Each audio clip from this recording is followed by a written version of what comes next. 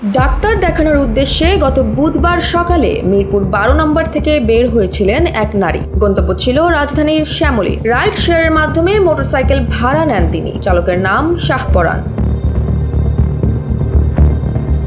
যাত্রার শুরুতে শাহপরান মেয়েটিকে একটি হেলমেট এগিয়ে দেন। সন্দেহ না করে তা মাথায় পরে নেন ভুক্তভোগী নারী। এরপর মোটরসাইকেল চালক রুট পরিবর্তন করে উক্ত নারীকে নিয়ে যান নরসিংদীর পলাশ উপজেলায়।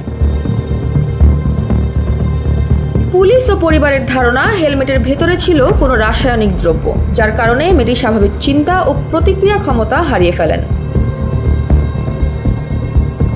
নরসিংদীর পলাশ উপজেলায় পৌঁছে এক নির্জন স্থানে নিয়ে গিয়ে মেয়েটিকে ধর্ষণ করে চালক শাহপরান। ঘটনাস্থলেই সে ধর্ষণের ভিডিও ধারণ করে এবং পরে পরিবারের কাছ থেকে মোবাইল ব্যাংকিং এর মাধ্যমে টাকা আদায় করে নেয়। ধর্ষণের পর অভিযুক্ত চালক মেয়েটিকে ফেলে রেখে পালিয়ে যায়। কিছু সময় পর মেয়েটি অচেতন অবস্থা থেকে কিছুটা সেরে উঠে যোগাযোগ করেন পরিবারের সঙ্গে।